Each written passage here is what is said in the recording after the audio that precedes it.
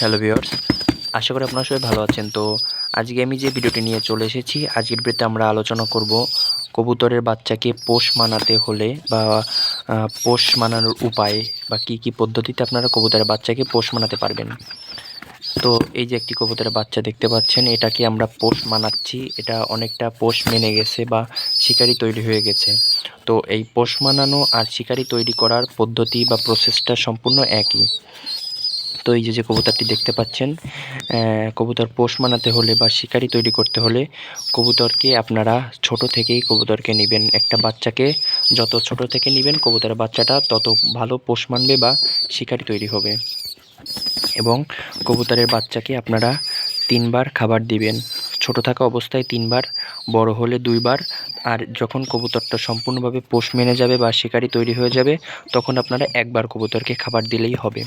তো ছোট থাকতে আপনারা কবুতরকে মিক্স খাবারটা দেওয়ার চেষ্টা করবেন এবং মিক্স খাবারটা দিবেন।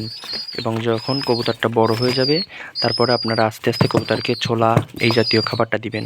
দেখতে পাচ্ছেন এখানে কিছু ছোলা আছে। কবুতরটিকে একা শেখানোর জন্য একা খাওয়া শেখানোর জন্য ছোলা দিয়েছি। দেখতে পাচ্ছেন ছোলাটা একা একাই খাওয়ার চেষ্টা করছে।